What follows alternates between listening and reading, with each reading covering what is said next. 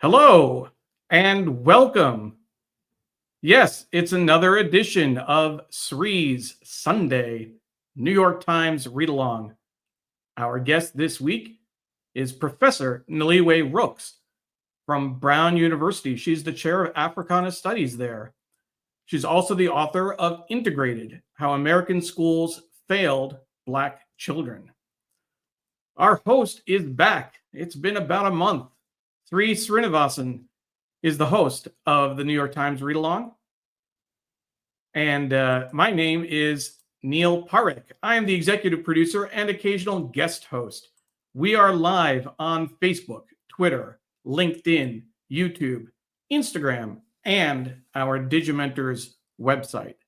Please like, comment, share, retweet, tag your friends, do all the things you do on social media to make sure people know about this very interesting show this week. We're going to be talking about the recent attacks on education, the bullying of major universities and colleges, the attacks on DEI, the targeting of our museums and how we tell our story, particularly the National Museum on African American History and Culture.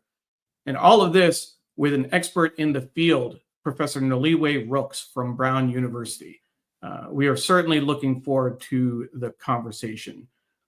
Please make sure to share this on social media. If you're watching on Facebook, make sure you press play on the video so that if you leave any comments, we'll be able to see what you shared.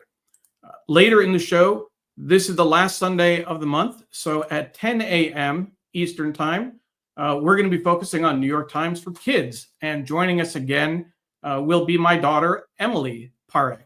She'll review the New York Times for Kids with us. You can download a PDF from our website until noon Eastern Time. You can scan that QR code. We'll also put the link in the chat for you to make it easier. There's also a special section on museums, a two-part special section, and you can get that PDF from our website as well. So make sure you do that. Quick thank you to our sponsor, Muckrack. Thank you for all the support that you've offered over the years for Sri's Sunday New York Times Read Along and all of our other projects. And now let's bring on our host. Again, it's been a while, but our host, Sri Srinivasan. Sri, it's good to see you, my friend. Great to see you. Look at this headline, The World on Edge.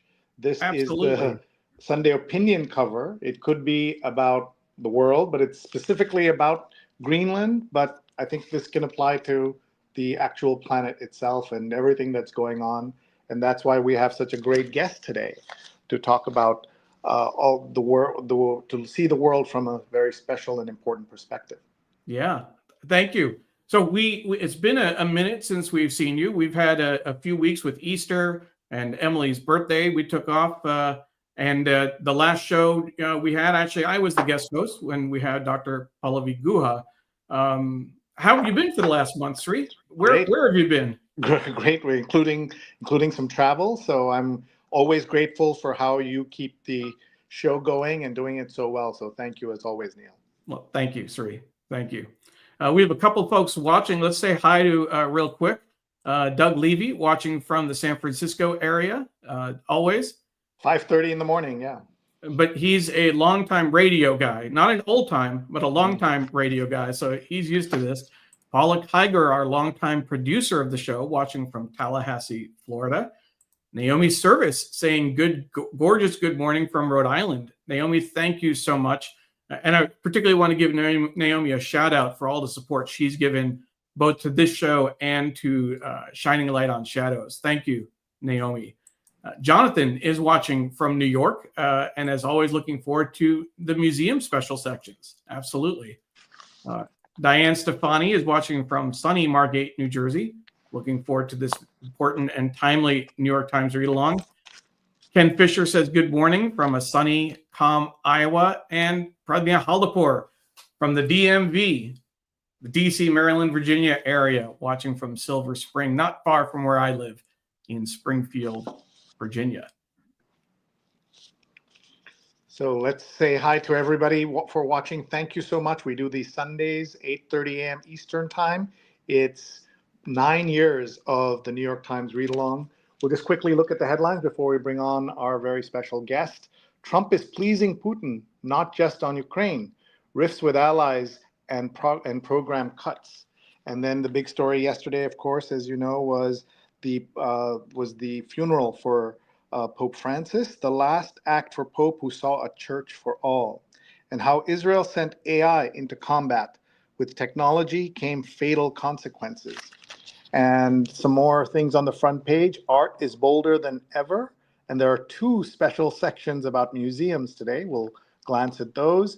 And the shift to a paler Fruit Loop would happen slowly, if at all. Challenges in phasing out food dyes. So you've all seen the story about how RFK Jr., the health secretary, is against processed foods and dyes and things like that. And there are dyes that are allowed in U.S. systems and in the U.S. food system that are not allowed in Canada, as well as in Europe and other places. And so he's banning those dyes, but that doesn't mean American Fruit Loop, which is made from, well, some of the colors are done by artificial means, will automatically turn into real blueberry colors or real strawberry colors. That will not happen immediately. That's what that story is saying. So we will talk about that. A reminder that at 10 a.m. with the New York Times for Kids will be hosted by Emily Parekh, who will be joining us.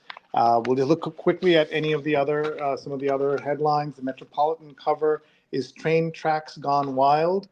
Nature reclaims at Old Queens rail spur, hinting at a future High Line. So those of you who've been to New York in the last decade or so are familiar with the High Line, a beautiful tourist spot in New York, which was also an overrun rail line.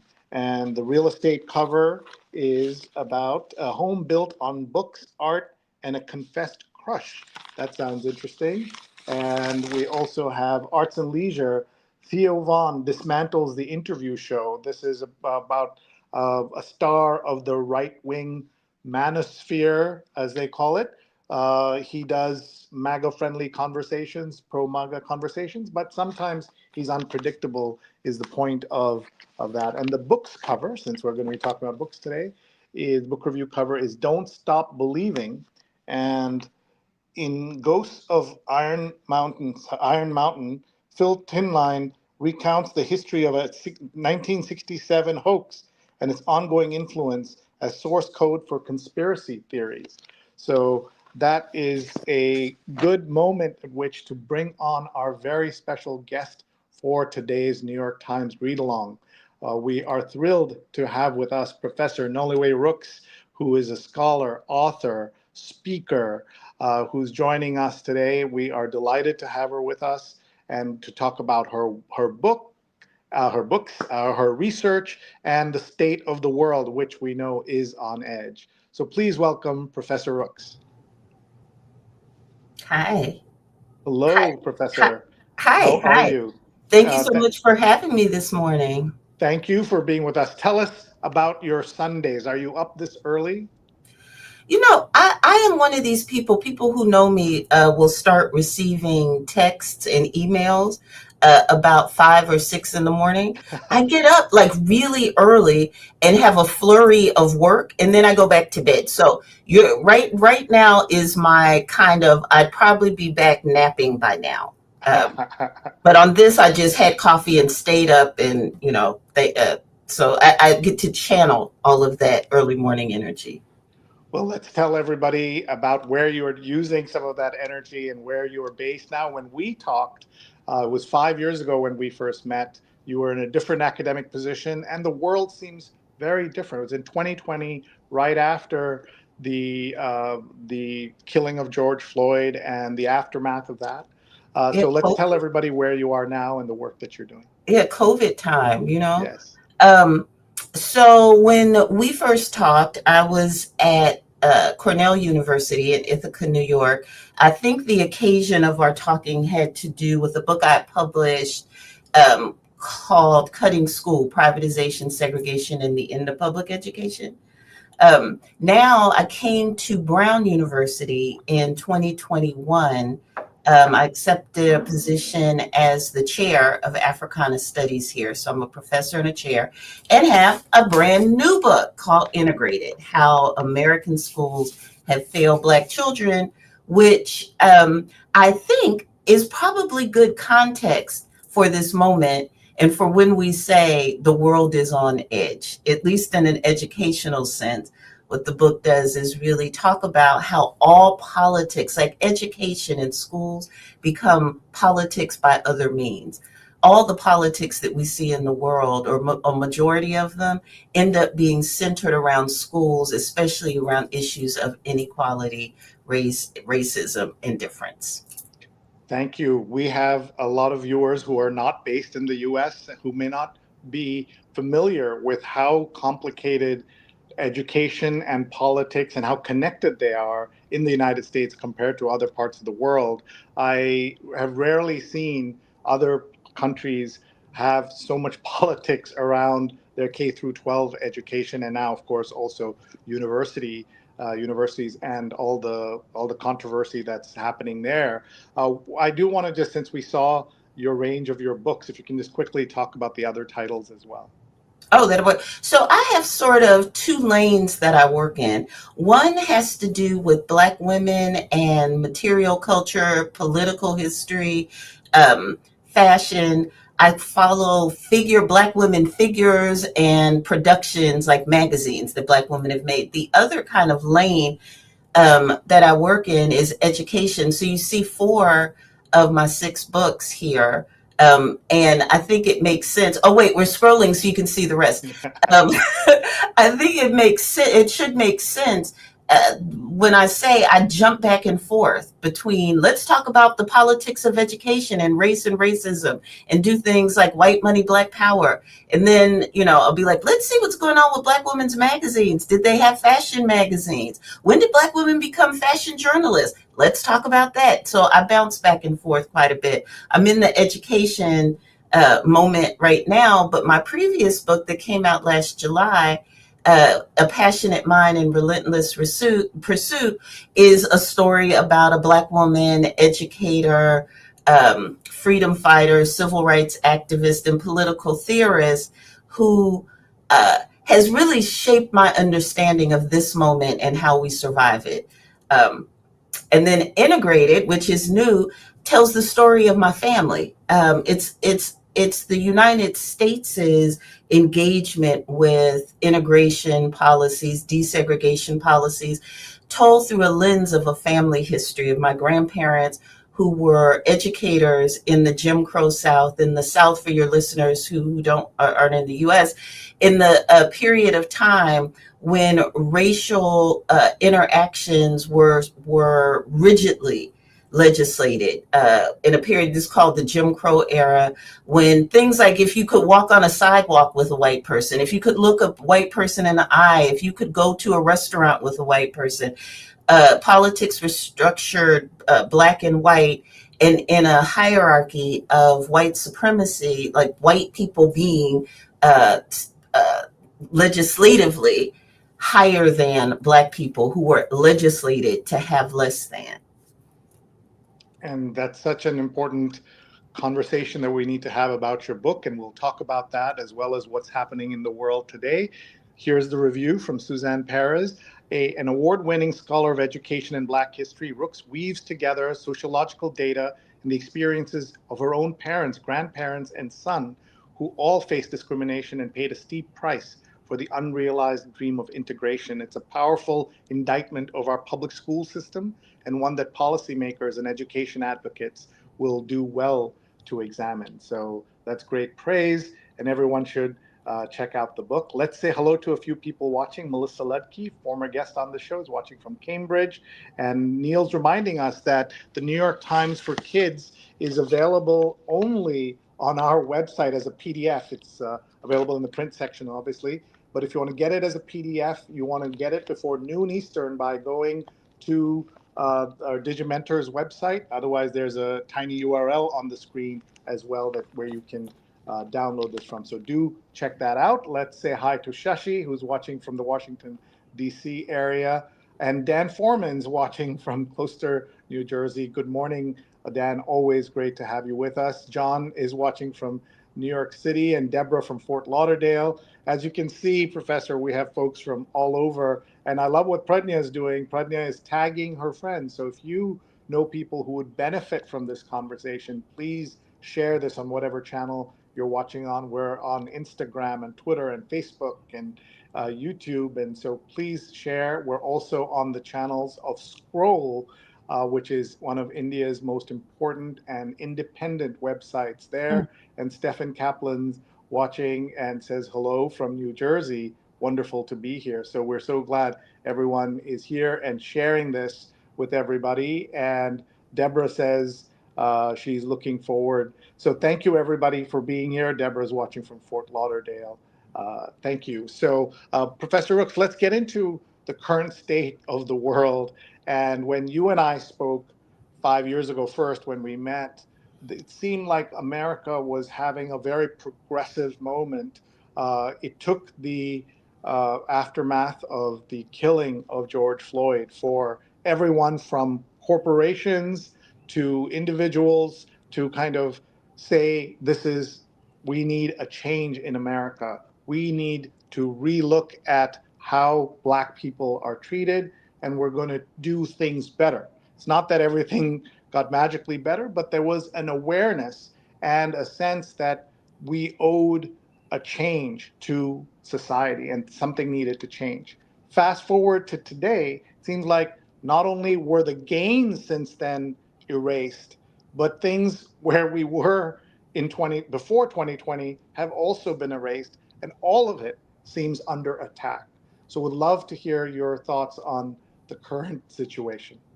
Yeah, man. You showed the New York Times headline, "The World on Edge," and certainly I think in this moment, in thinking about DEI, when you pull apart the actual words that make up this thing that has become a sort of weapon, that we're just not even sure what it actually refers to. Does DEI refer to Black people? Does it refer to policies of inclusion and belonging? Is it about racial rights and constitutional protections? The term has been politicized in ways that it's doing all this different kind of work. It's sinking the fortunes of some corporations like Target, and raising others like Costco. Target was a corporation that said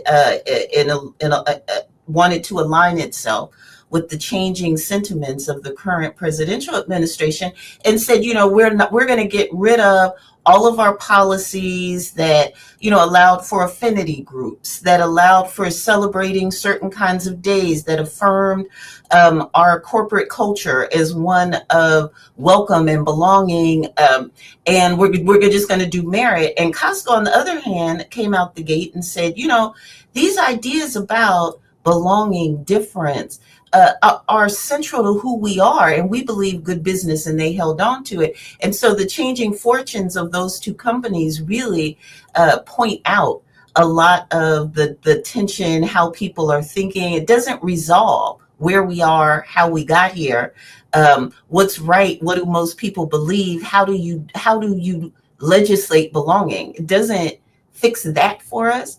But it asks us to think about the difference between, say, performances. One of the things from the 1920s that a lot of people will talk about as either a high point or the beginning of an end, just one, was a moment where the Democrats all took a knee.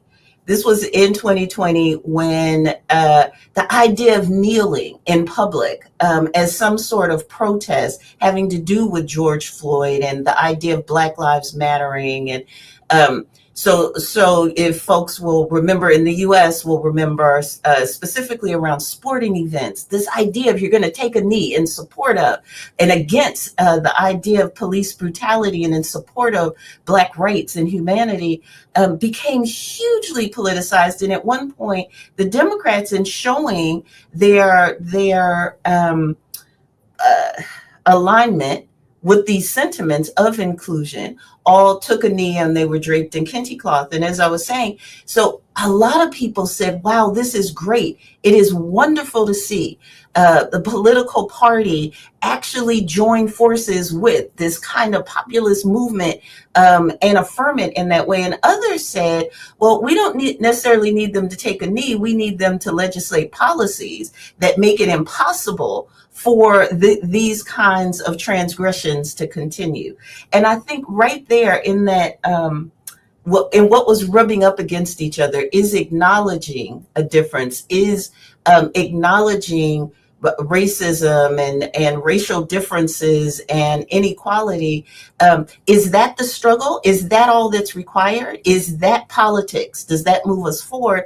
Or do we need something sort of more specific and targeted to shore up the rights that are under attack? And that's what we're seeing now, I think, really, really be discussed forcefully at the same time that we're watching this administration take a wide sledgehammer to ideas of diversity, equity, and inclusion comprehensively, not just those programs that use those words, but just the very idea of diversity, of different kinds of people coming from different places, making America a stronger place. Equity, just talking about the barriers that we have to all people who are citizens or want to be citizens. How do you access a coherent vision of what American democracy and citizenship is, and inclusion? What ways do we make sure that we are at least mindful of who cannot join us in various institutions? As those three words and the ideas behind them become weapons that are used against public education, higher education, corporations, and just people, it's a moment where we're so far beyond the kind of pablum of let's all take a knee, let's drape ourselves in kente cloth, and really is forcing us, as this administration also attacks rights, tries to roll back civil rights that are not performative. It asks us to make distinctions between the performative and I don't want to say the performative and the real, but I get concerned that defenses of DEI sometimes have us take our eyes off of the dismantling of the civil rights that protect people and protect citizenship in the country. Well, we have seen that this administration is willing to question and attack everything. Mm-hmm. And we have seen all kinds of examples that are disturbing. In one case, at the military academy, they removed Maya Angelou's book, as well as other references, other books by African Americans, but left Mein Kampf available in the library. Just one example of things that should be just totally, that we would never imagine happening and is now happening in this country. Mm-hmm. And before the attack on DEI, the other three-letter word that they were focused on in the last 4 or 5 years was CRT. Yes. And so if you can talk a little bit about that, and what is that connection to DEI, and why all of that is under attack. Yeah, the critical race theory, I mean, critical race theory is a legal theory, a theory that comes out of law schools to start to explain the ways that structural inequalities, the ways that in ways that not everyone always notices, inequality does not always require an individual who is like this big scary figure who's I am the inequality decider. It lives in institutions, in habits, in the locations that we make opportunities available. And this legal theory, this legal construct of critical race theory was a lens to look at the law and to look at and to teach law students to think about this almost unwritten about set of practices that shored up inequality that weren't necessarily racism in the ways that we understood it in requiring an individual actor. This became almost a test case. Some of the theorists and strategists who are working with President Trump and worked with and for the Project 2025 folks who had been imagining the kind of world that we wanted to have, they were like, we can really politicize. I mean, and they've talked about it, like they've written about it and talked about it. It's not like you have to intuit this. They thought that this idea of CRT just sort of smacked of intellectual indoctrination, because no one could tell you exactly what it was.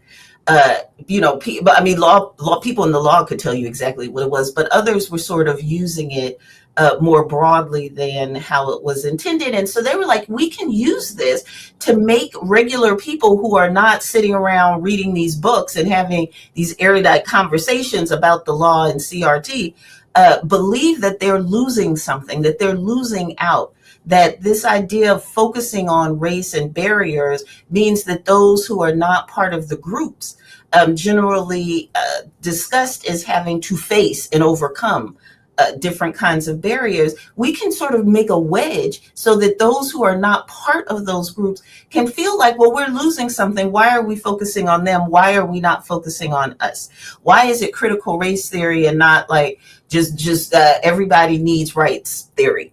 And so the whole process of litigating the idea of CRT, doing different kinds of things in the press around CRT, starting to have critical race theory, starting to have symposia and conferences where you're making a different meaning from what is, really is the basis. It foregrounded this moment that we find ourselves in now, where now the letters, as you mentioned, are DEI.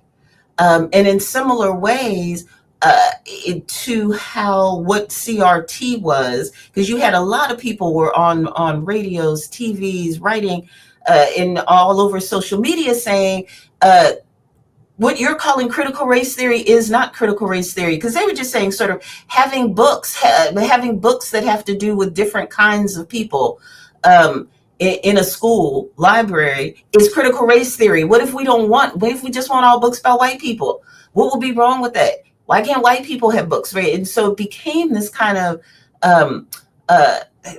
race to define these terms in very specific ways that worked well enough as a wedge issue, that stoked enough kind of controversy, that these same kinds of theorists who had used and strategists who had used CRT as a cultural wedge and issue then pivoted the whole apparatus to talk about DEI and wanting to purge DEI from institutions, and not putting a fine point on, do you mean literally you just don't want to have, is it admissions? I mean, it went hand in hand with the Supreme Court's ruling in 2023 about affirmative action. And so it became affirmative action and DEI in this moment have overlapped and have become the same thing, so that affirmative action and admissions, which has been outlawed by the Supreme Court, which has been found to be unconstitutional, has now almost become DEI, which was not litigated, which was not part of the court case. No one was talking about the programs and offices and people who make campus belonging and inclusion, who are trying to remove barriers to all people on campus having a similar kind of experience. If that's that their field trips that your class is required to take, and there's some students who aren't able to pay for it, if there's an office that makes sure they can go, that's more what DEI does. It's not choosing who comes in and who comes out. But in this moment, affirmative action, DEI, rights, and workshops have all sort of become the same thing. And they're being attacked as we're seeing. Folks, that's Professor Noliwe Rooks, Chair of Africana Studies at Brown University. And this is the Sunday New York Times Read Along. We want to say hello to folks who are watching. Sudha Parekh is watching from Hastings-on-Hudson, Neil's mom, and Neil gets to say hi, which is a guaranteed hello to his mom every week. So that's great. We also are saying hi to Rose Horowitz, who's watching and is excited to hear this important conversation, watching from Connecticut. And one of the things that she did was tag Sapphire, the famous author, poet, whose book Push became precious. And we have interviewed her as well. I feel like that got banned at one point too, right? Push yes, or Precious book. Yes. Neil is saying that he enjoys guest hosting, as he has had to do when I'm traveling, but it's nice to focus on producing as well. And Dr. Tachi, who's a guest on the show live from Miami, is watching from Fort Lauderdale. Thank you so much. Ron Thomas, who has been a guest on the show and is always watching from Dubai, is today watching from Verona, New Jersey. Welcome, Ron, and thank you for being here. What we want to try to understand is what can be done to protect those rights at this moment. Universities, including where you are all in danger of being attacked and their federal funds withdrawn. One of the things that I've tried to explain to people is that universities with billions of dollars of revenue as well as endowments are still vulnerable because the federal research money actually helps in a different way than just saying, okay, we have $1 billion, we can just spend it today. That's not how higher education works. So we have seen conversations about where will universities be able to hold a line, and we've of course seen Harvard hold a line and push back, unlike Columbia, where I spent 20 years as a student and a professor, has not done what Harvard has done. So first of all, if you can tell us what's happening at Brown, and then your thoughts on where we are with academia.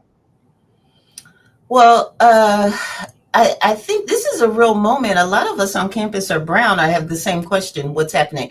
What I can tell you that Brown is doing is really joining a number of lawsuits that are making clear they believe that constitutional rights are being violated, rights around free speech. If you don't let people do a certain kind of research, at what point does that become, administrative overreach? So Brown has signed on to a number of, at least 3 lawsuits, trying to push back on some of the efforts to tie funding to things that this new administration is calling illegal. And I think that that's really one of the points and ways that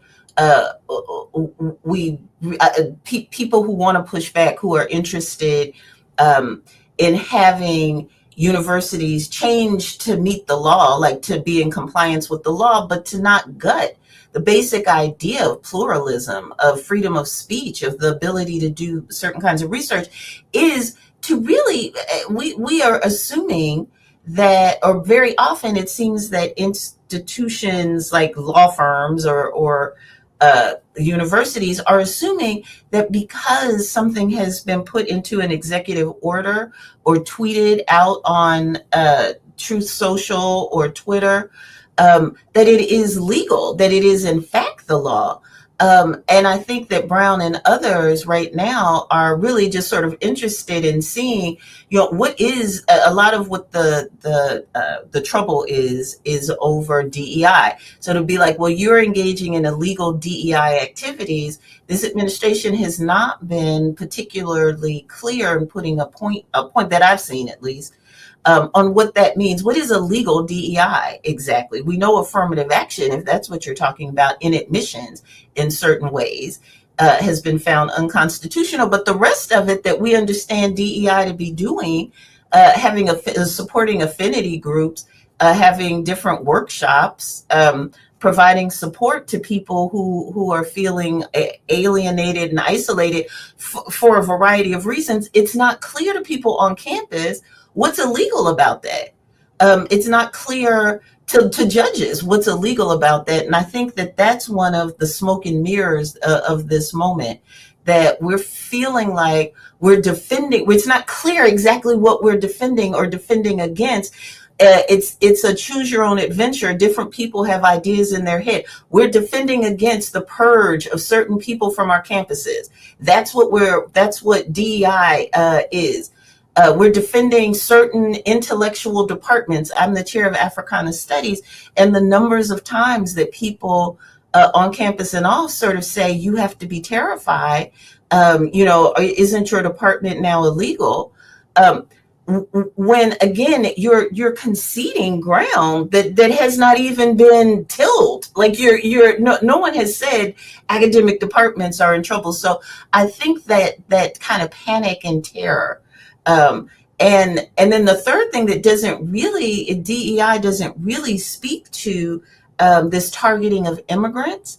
Like, it's not DEI initiatives often include programming for students who are documented and undocumented, support for faculty and students who are from different parts of the world, some on visas, some having being naturalized citizens. Those are not normally considered DEI issues, immigration, but in this moment, they're also tied up with, we have to defend DEI or what will happen to our immigrant brothers and sisters. Here's Ken Fisher saying, choose your own adventure is a brilliant way of describing it. Thank you. I love the interaction with the audience. I just think it's so brilliant on y'all's part. Thank you. This is one of the things that Sheree's mom. Thank you, Sheree's mom. Neil's mom, yes. I mean, Neil's mom. Neil's mom. Thank you, Neil's mom.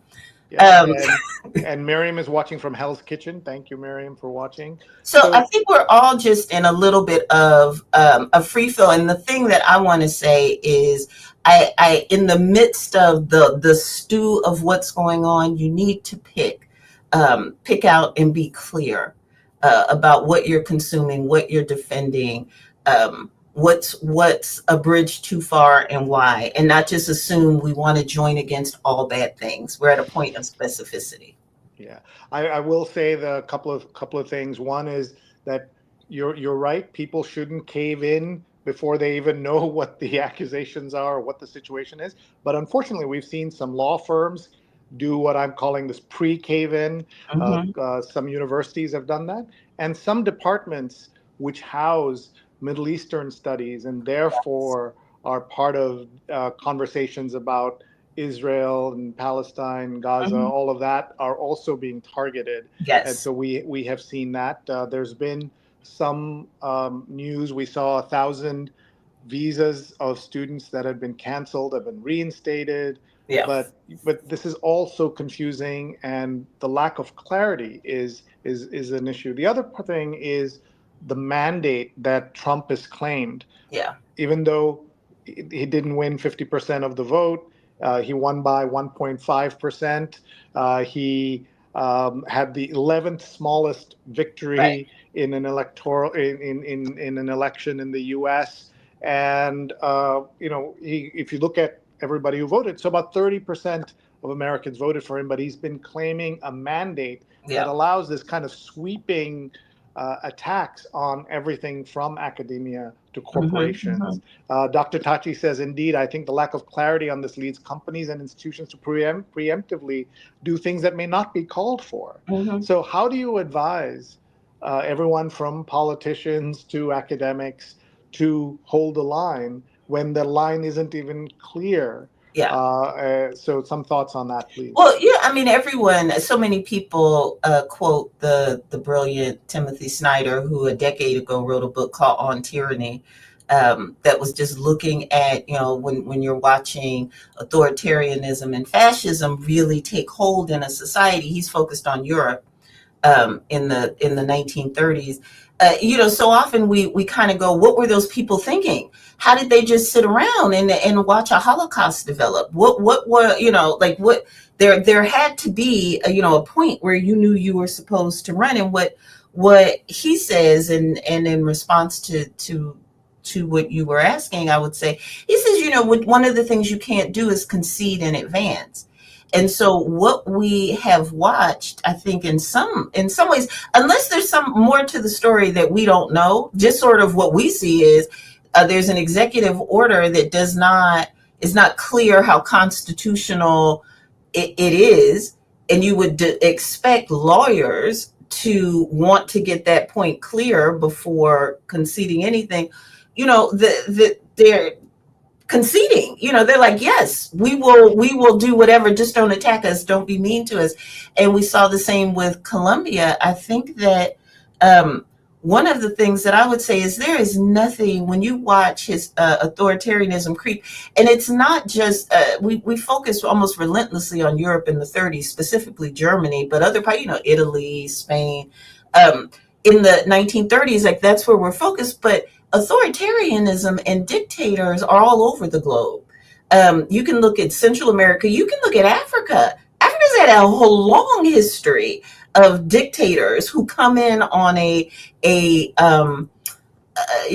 that they're going to right the wrongs in colonialism and end up doing something else entirely. Or China. I mean, Cuba. You can look at many places where authoritarianism starts to creep, and see one of the issues is, in fact, how far down the road the dismantling of democracy, or the participation of people, if it's not called straight democracy, whatever, that allows for some kind of people to chime in,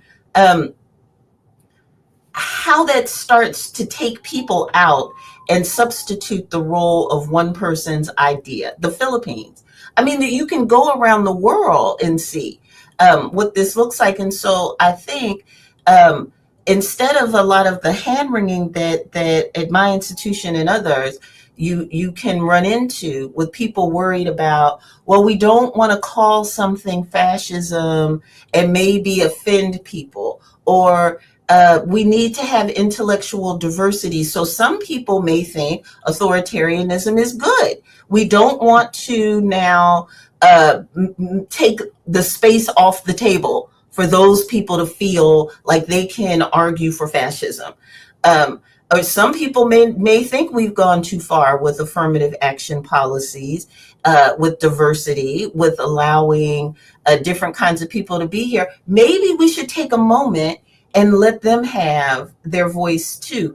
The space about what it means to have viewpoint diversity, and what takes central concerns about the Constitution. Like, your opinion about things is one thing. What the Constitution allows is another. And somehow we have democratized thought to a point where it's not always clear in our conversations and strategies about how to move forward. Who do we move forward with? What's our goal? What's our North Star? It's not always clear that we understand that there's a difference between rights and constitutional protections and your opinions and feelings.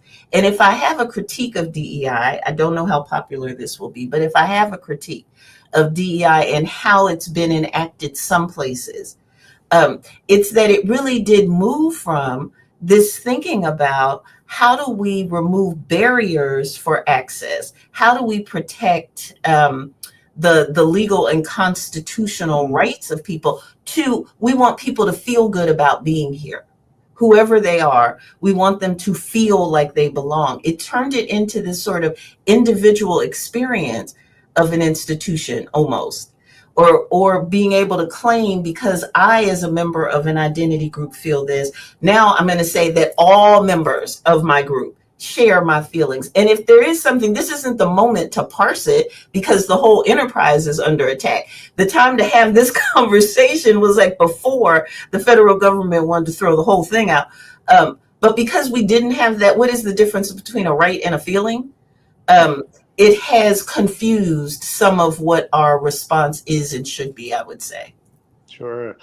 Thank you for those comments, and a few thoughts. So one is, you mentioned Timothy Snyder, who is one of the great experts on fascism, and he and two colleagues at Yale are leaving, or have already left, moving to the University of Toronto because of what they're seeing here.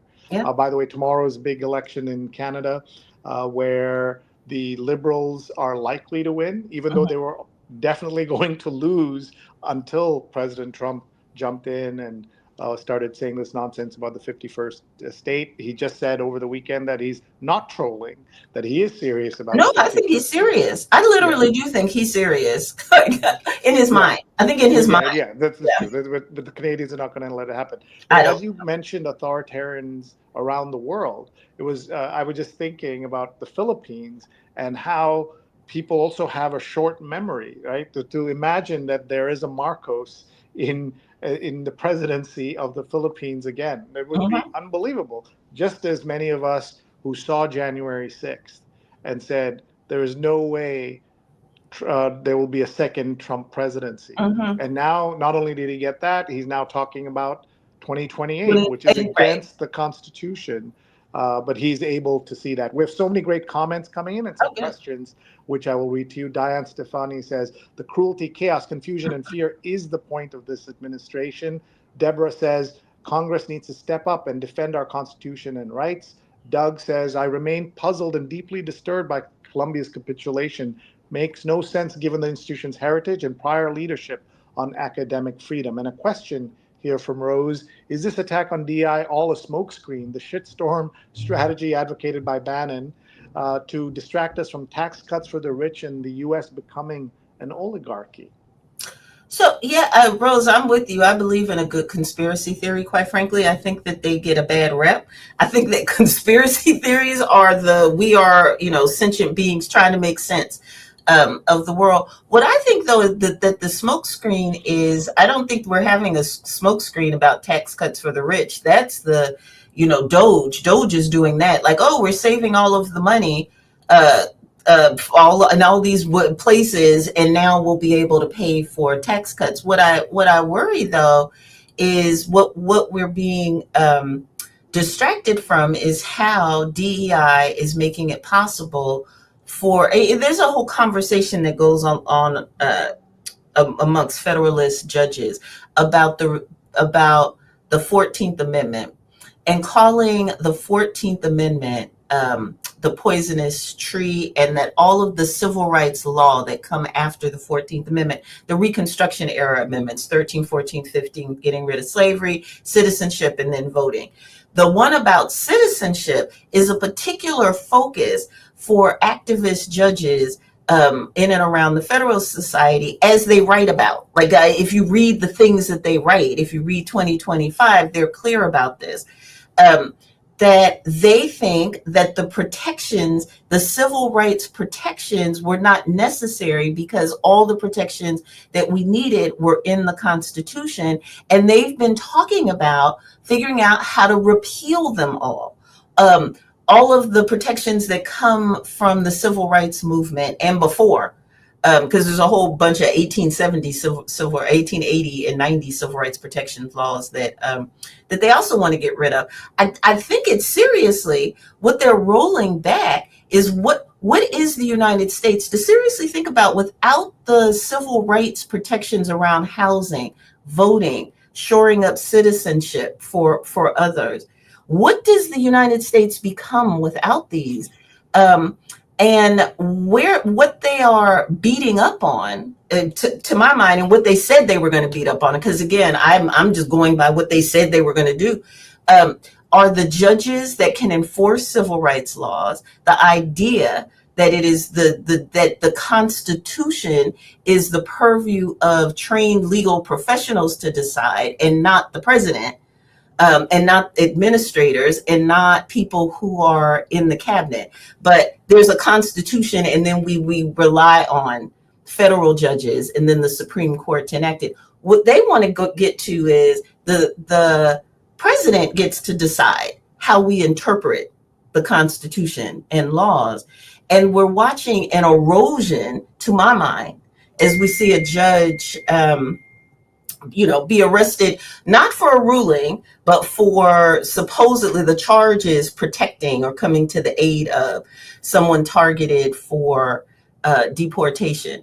And you watch threats of removing protections for judges. And again, to go back to how authoritarians expand their rules around the world, the judiciary is a big focus of attack. So it's less the tax cuts for me. The alarm that I'm constantly raising is the idea that we might not, that we as a nation will never go back to a Jim Crow era. And one of the things for my book Integrate, I mean, the thing that I wrote this book right now gives me a particular lens. And so I should be honest about that. I have a particular lens on the US and how education becomes a wedge as an attack against rights, because I have studied and I'm talking about the ways that the idea of integration, it was this great moment of belonging and embrace, and Brown v. Board of Education, to have the Supreme Court say that no children in the United States should be denied education based on the color of their skin, that tax dollars were for everyone, and that you could not allow the very powerful and wealthy region of the country that was the South, the economic engine of the entire country, in the same way that tech and financial services are the economic engine in many ways. In a previous era, that was the South. Because of slavery, they were the economic engine. And we cannot allow these people whose interest is in continuing these kinds of inequalities for money to tell us what is happening. The government must step in and have equality.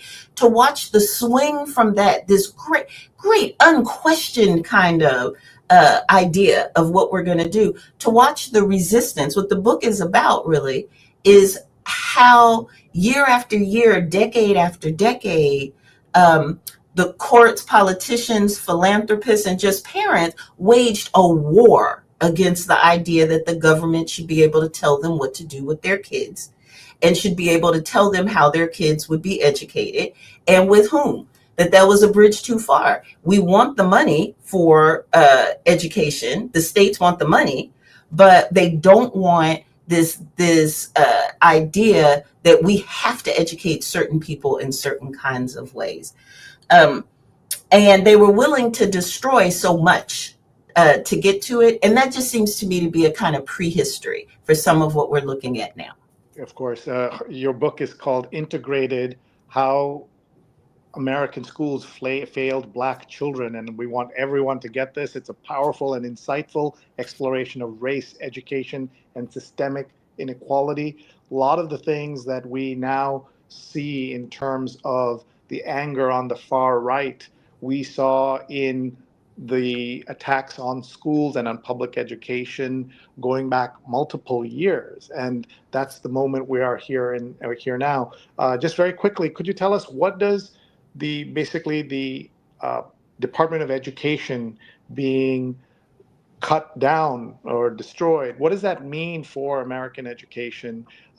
Just for, again, our international viewers, the education department is under attack, so that as part of the whole movement, so that as you said, parents can have more of a say than trained professionals on how to and what should be taught. And then this whole voucher movement, which sounds great, right? And on paper, it sounds great. Like if I'm in a school that's having trouble, I'm in without resources, I can take these vouchers and I can go to a private school or a better school somewhere else. In theory, it sounds great, but in almost every case, when you look at who benefits from this or who uses those vouchers, a lot of them are wealthy white people who use it, and not minorities who have been affected or targeted. So that's part of the story here. Yeah, so the Department of Education, actually, the Department of Justice and the Department of Education both actually come out of the Reconstruction era. The first iteration, I mean, people often say the Department of Education was started in 1972, 1978 with Jimmy Carter, but it's really 1867 is the first Department of Education.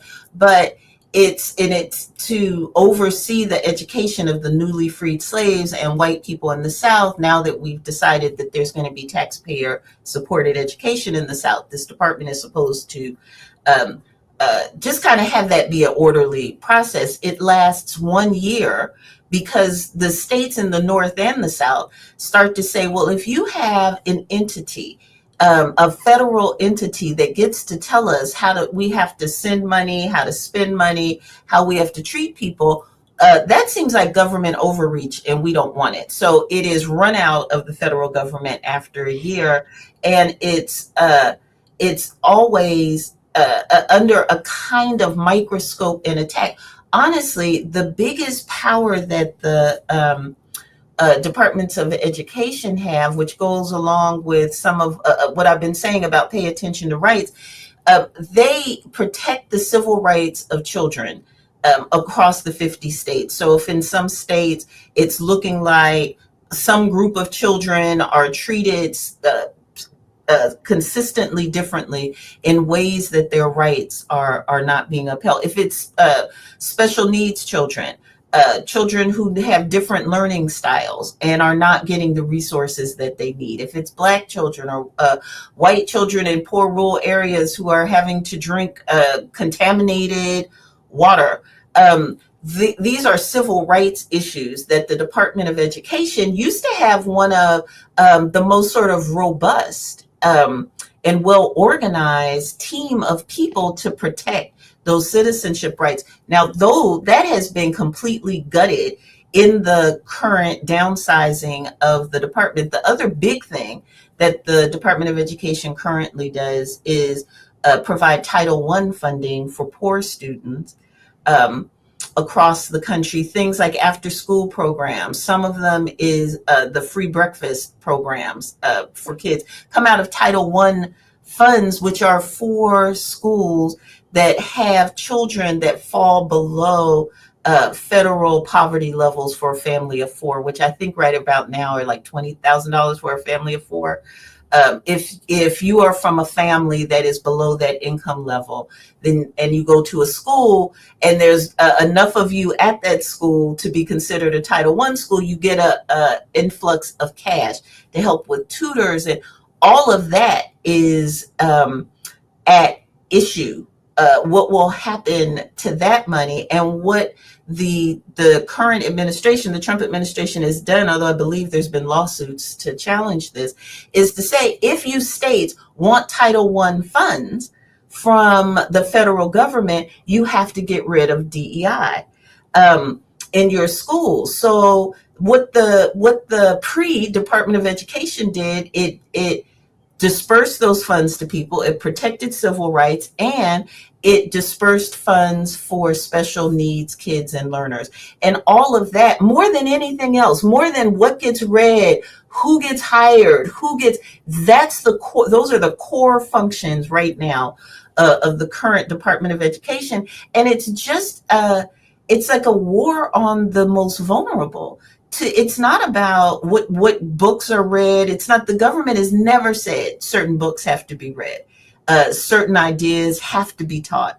None of that. All they said is that you can't exclude people because they belong to a group that you're not a fan of. So in dismantling the Department of Education, we have made poor children in rural areas across race far more vulnerable. We've made the civil rights of teachers, students, what's happening in schools far more difficult to protect, and special needs learners, parents who know what they need to make sure that their kids can go to public schools and have their learning needs seen to, that's going to become far more difficult. Thank you, Professor. Jonah, who runs the Blindian Project, which brings Black and Brown communities together, says preach, and I think that's a great way to summarize all the great points you've been making. We only have about 30 minutes left with you, and we want to get to the news and talk about what's happening in the newspaper and around us. So what I'm going to do, Professor, is just show people the paper and kind of browse the paper in the different sections. And if you have specific thoughts on any of the stories, just jump in as Okay. we look at it together. Folks, this is the Sunday New York Times Read Along. That's Professor Noliwe Rooks, and I'm Sri Srinivasan, and we do this Sundays, 8:30 to 10 a.m. Please join us. And if you'd like to get on our mailing list so that you know who's coming up and when we're on, please send Neil an email, neil@digimentors.group. neil@digimentors.group. You'll know when we're on the air and who our upcoming guests are. All right, so let's take a look at the Sunday New York Times. And the lead story here is that Trump is pleasing Putin, not just on Ukraine. And that's, of course, something that we've heard many people say. Rifts with allies and program cuts are part of the problem. This was moment yesterday, the funeral of Pope Francis. I don't know if you had a chance to see any of it, Professor Rooks. But it I was very did. moving to see. It really was. Yeah, I did. And he also was. Sorry, go ahead. No, go ahead. Go ahead. I was just saying things like the casket that was used all reflected his love of the poor and being kind of more humble than the showy aspects of the papacy. Yeah, it almost goes with his passing, almost goes with the change in tone of this moment. He was so much about expanding, not judging, really the teachings about being inclusive of people. And for him to pass right now, and to see so many of the testimonials where people were saying that it really his way of leading the church really brought them back into the church and really had them feel like they were more a part of the fabric of it. It was really heartwarming to me, in particular, to see that individual level that he had, not just because he was, the Pope, with big visibility or whatever, but the North Star, the values that he brought with him into that role and really lived. And the ways that people seem to talk about that as an era that's passed, and we'll see something different. Now, we don't know. We haven't seen who the next Pope will be. He appointed 80% of the cardinals will be in the conclave. So that will hopefully, hopefully they will hold on to those views. But he really seemed like such a man of a person, the appropriate Pope for the moment we have just come through. And the first non-European Pope, of course, he is of European origin, but from Argentina. What are you hearing about the chance that it might be an African Pope? I'm not an insider in church, whatever, but every so often, of course, people with this Pope, we're saying maybe it's time for the first one. I mean, certainly, if you go by popularity and the spread of doctrine in regions, you got to be Africa or Latin America. I mean, my God, like the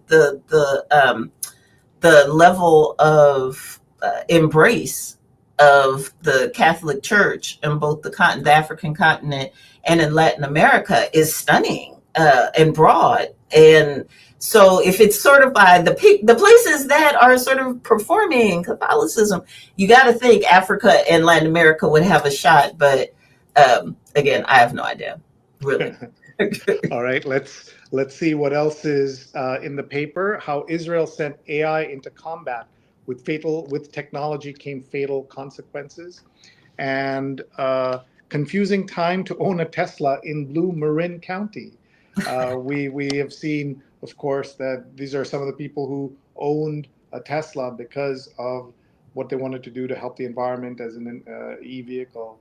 And now their people are saying that the right is going to buy, people who don't like electric vehicles are going to buy Teslas to support Elon Musk. Doge savings could be offset by firing costs. Exactly. This is something that I don't think we've talked enough about. The Doge dividend, whatever it is, it's been highly exaggerated, but even then there'll be costs that when you fire people, there are obviously costs involved. Let me just say about the Tesla really quickly. I've been living in upper middle class communities for some time. I've been attached to universities, the kind of communities where the Teslas are a little bit of a status. And really, the numbers of conversations that you have with Tesla owners as you're walking to their car, and they will say things to you like, "I bought this before, this is very old," or "Don't judge me." It's really something that people who've had their cars for 4 or 5 years and are putting stickers on it, like, "I've had it from before. Doge even existed," or it's really roiling people, like this sense of the car ownership and support for Elon Musk. I just wanted to say I've seen it. I'm not a Tesla owner myself, and actually, while I got the protesting in front of car dealerships, the making individual people who've had their cars for years feel bad. I don't actually think that is the most productive way to go about protest myself. Totally agree on that. And by the way, we mentioned Elon Musk. You have your own sort of protest against him by leaving X. Yeah, I really.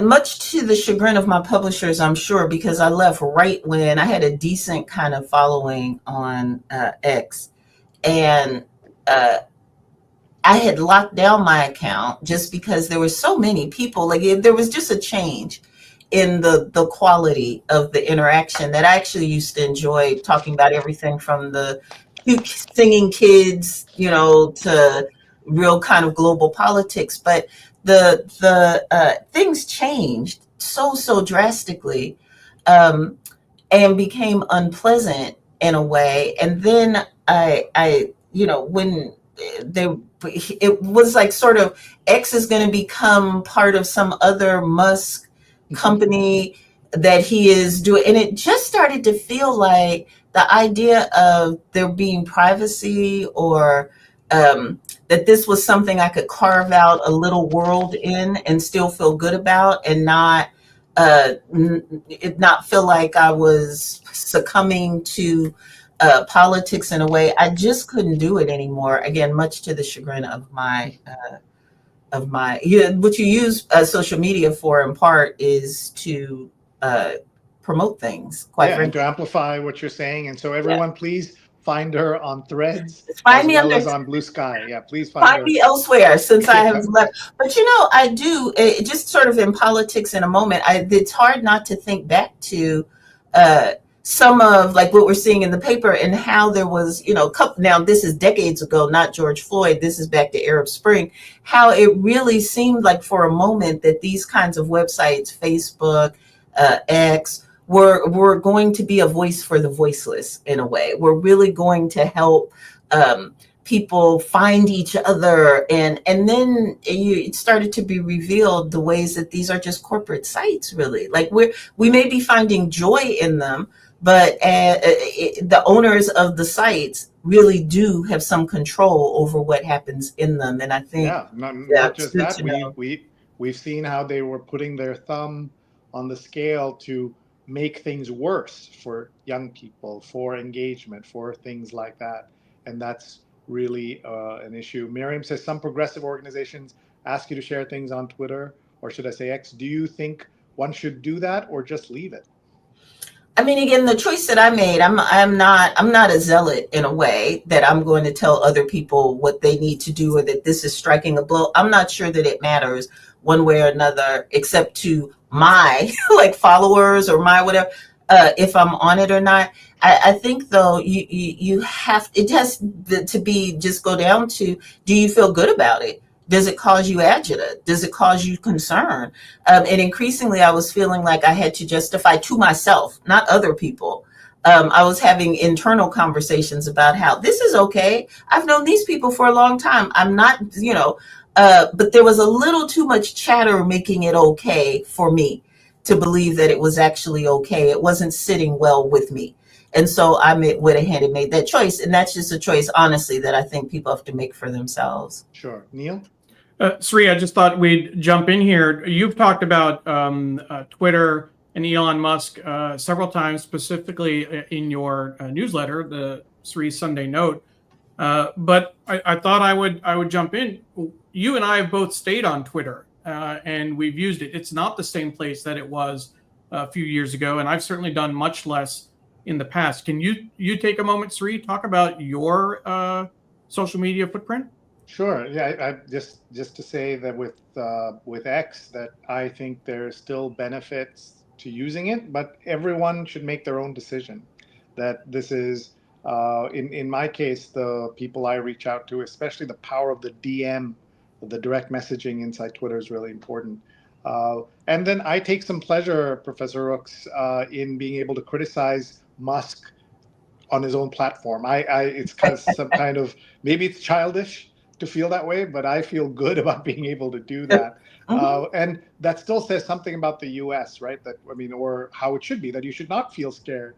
But there are people who are pulling their punches, who are scared about when and where they are saying things, and on these platforms as well. Just to go back to Tesla, the conversation, Dr. Tachi says a friend of hers has a Tesla, refuses to drive it. She resorted to buying a new car.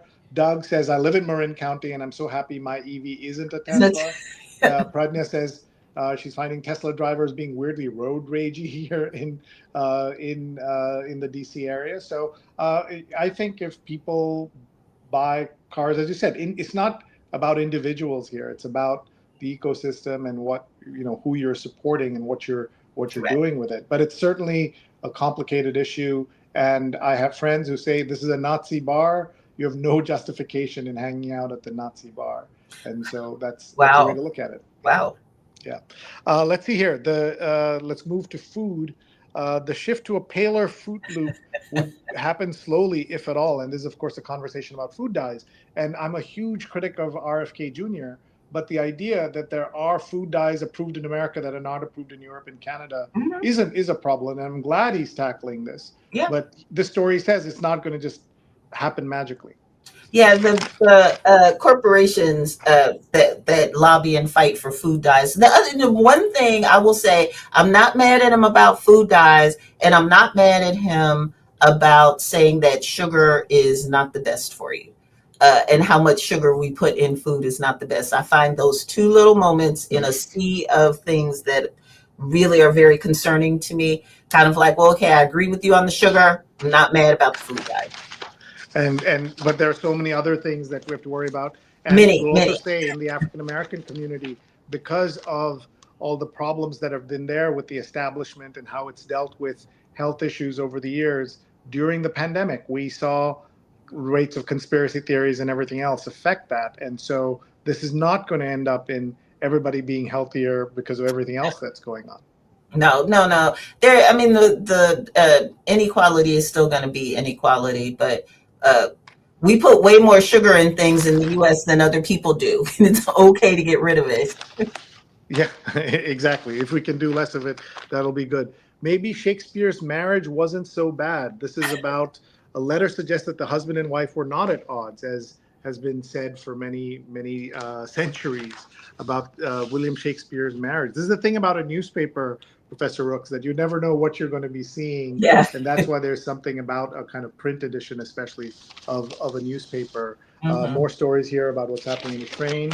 And let's see here. There's more about the Israeli AI arsenal.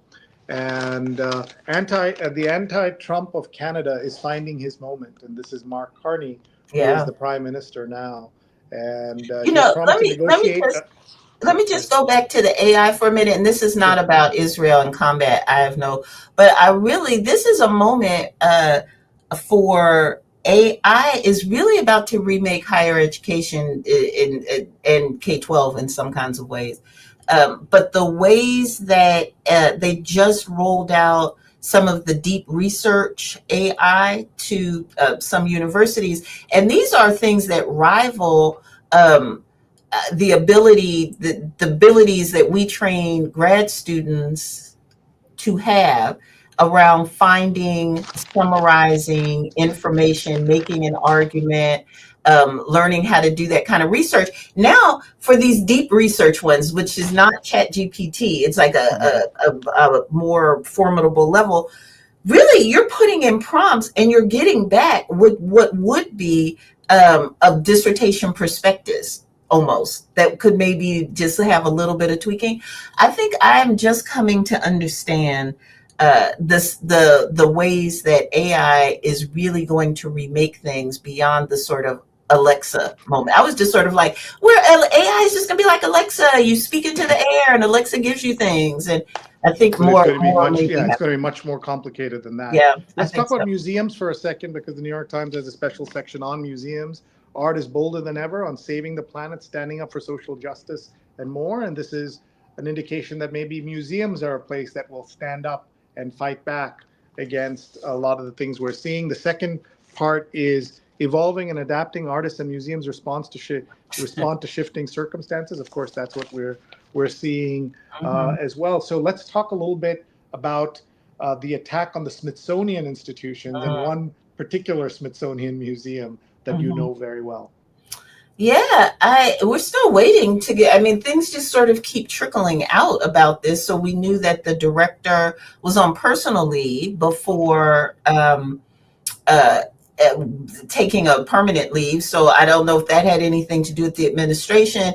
But right at the time that that comes out, we hear that the Trump administration is wanting Vice President Vance to play a much more central role as a part of the advisory board, the oversight board for the Smithsonian, in purging illegal, was it a divisive ideology? Because we have illegal DEI that is not, I don't think, completely defined. And then we have divisive ideology, which we're not sure. And it just seems to be anything that speaks to the Jim Crow era, and this era when, or right now, the first things that they're questioning is this era where it was inscribed in law that Black and white people could not share space. So the Rosa Parks bus, there's a reenactment of the bus, of the streetcar. It's not the actual streetcar that she was sitting on. They want to get rid of that. The Rosa Parks was protesting segregation in public transportation, and in 1955 took a seat on a bus in the segregated, or in the part that was supposed to be for white people, and a whole protest movement rose up, and it ended in one of the amendments that made segregation illegal. They want to get rid of that. And then Greensboro lunch counter, one of the first lunch counters, collective actions in the mid 20th century, protesting for the end of the separate but equal, thinking that Black and white people can't have space.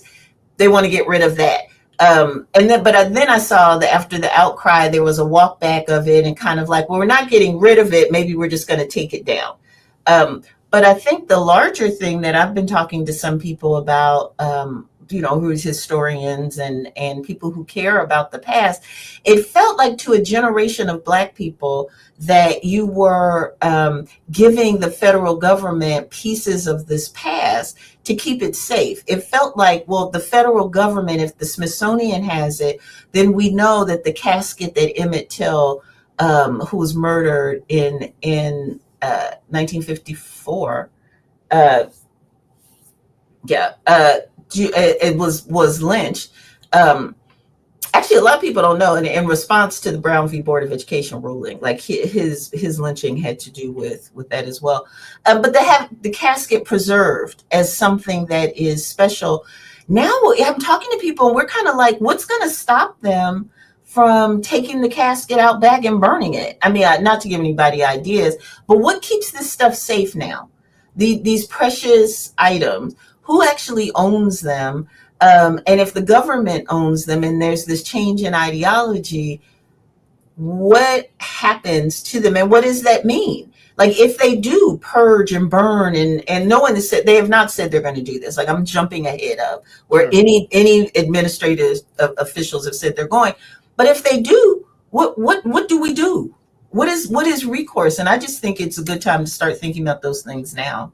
No, I totally agree. And Dr. Tachi says, interesting how they think if you can take things down from a website or move exhibits, you can erase history. In some ways, you can if you don't make it accessible, but at least we want it to be safe, and that's important. A couple of other comments that have come in.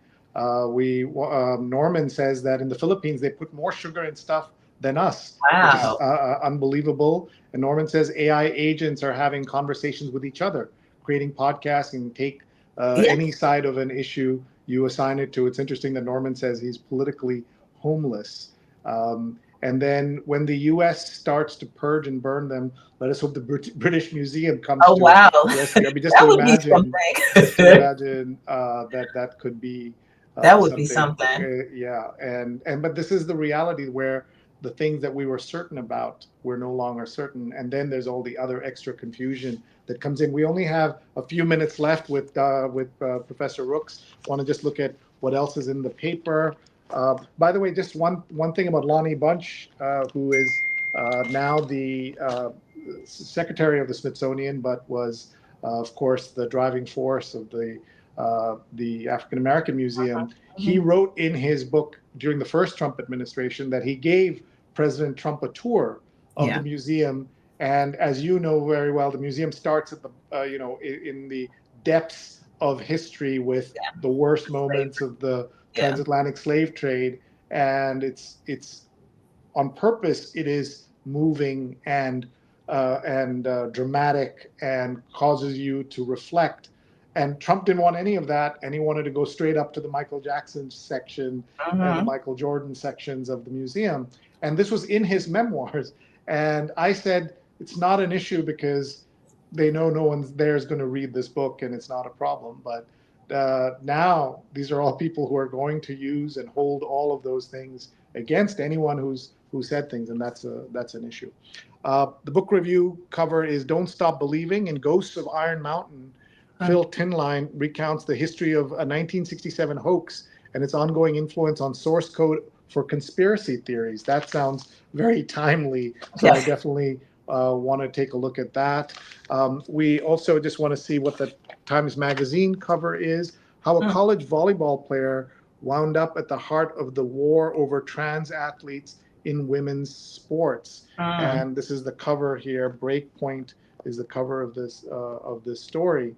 And you have seen how the cases of a few athletes have taken attention away from so many other issues that are happening in the U.S. But this is something that I'm sure will be read. It's really the trans athletes are second to DEI in its messiness for the thing that the university or the federal government is saying they want to use to defund things. So at University of Pennsylvania, it wasn't DEI. I think it was $175 million. I'm not even on top anymore of how much money there, but whatever they defunded, it was because they had a trans swimmer as a part of the swimming a decade ago. Like not even right now. It was like, something that happened sometime, maybe it wasn't a decade ago, but it was some years ago. They accommodated this, and that is the reason for defunding, apparently. Yeah, so and what are you supposed to do now? I mean, that student has already graduated. Yes. So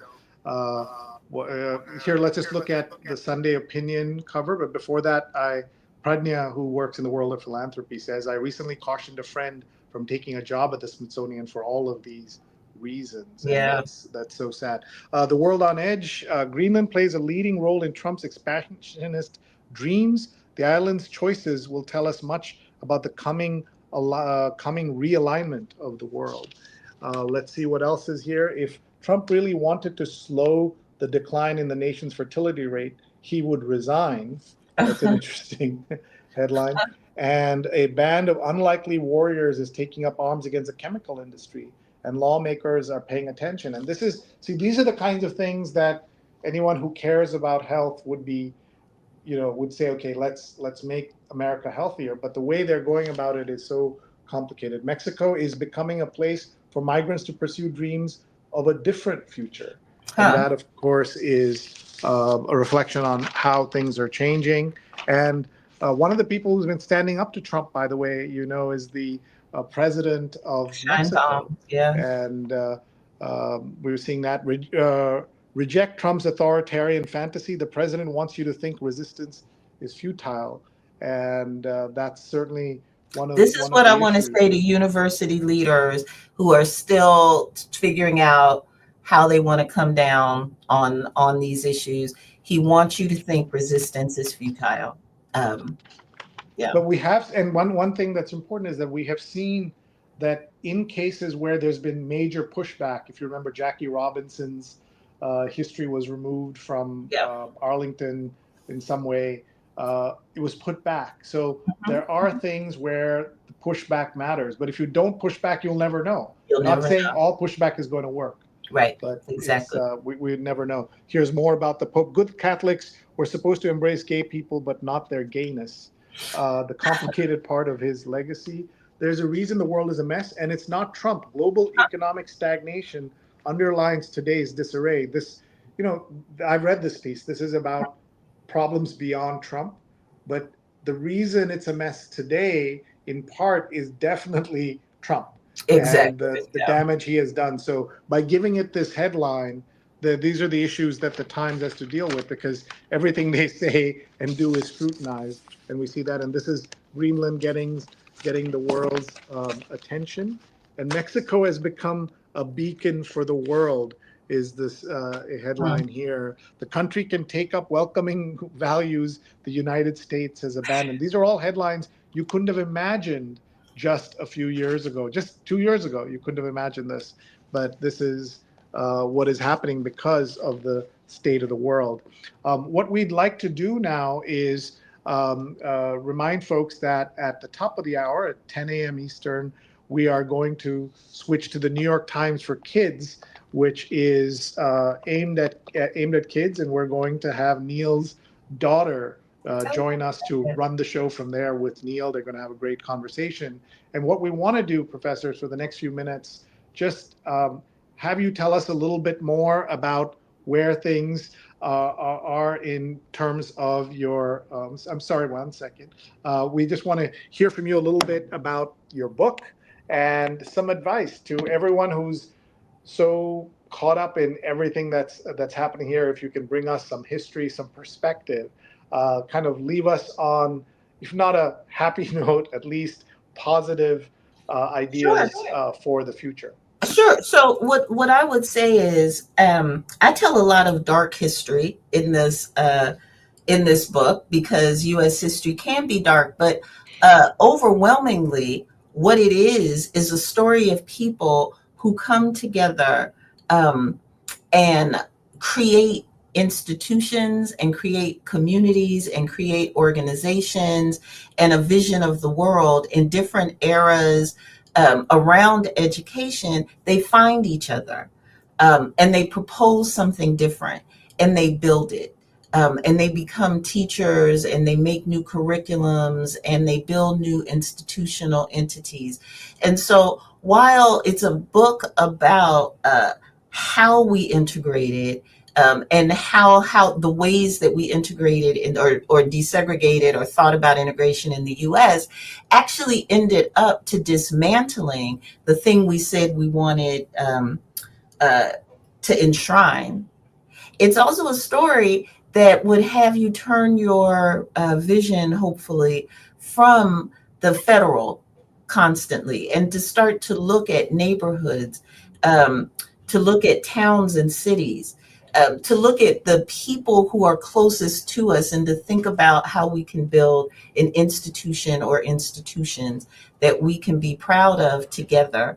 And it's a story of, I think, citizenship and the ways that we enacted in believing that as citizens, we have the responsibility to think differently about what our institutions can be, and to at least hold the dream in our minds that it's possible to build them, and to not just focus on decline and disintegration. And ultimately, I think that's the lesson that we need. That's the lesson that I take from history, and that's the lesson that's in my book. The book is Integrated: How American Schools Failed Black Children. And I think some of the things you were saying there also really help us in today's world for other issues as well. It's a powerful indictment of our public school system, and one that policymakers and education activists would do well to examine. Integrated: How American Schools Failed Black Children. So your thoughts about going forward for the next 3.5 years? I think we're going to need each other. I think we're going to need our faith. I'm doing a talk this week about what our internal North Stars are. What it is, it's about a woman named Mary McLeod Bethune who I Subject think, of your previous book, yeah. yeah, who I think is a visionary and a political thinker and leader for this time. But the thing that I often strip down the book to talk about with audiences and think that we need is there are certain principles and qualities and ideas that have to be central to who we are, that have to be like a North Star, which is the star that guided enslaved people who didn't know the geography from slavery to freedom.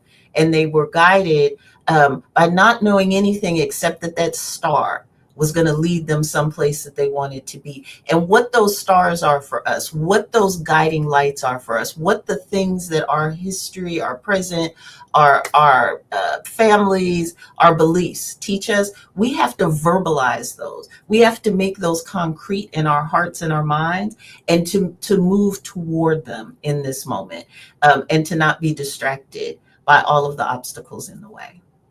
Thank you very much. So beautifully put, and that's something for all of us to think about. Pradnya says this is an amazing conversation, but the one that's making my heart hurt. I've been allowing myself to focus on global things due to my job and put on blinders as to the domestic environment.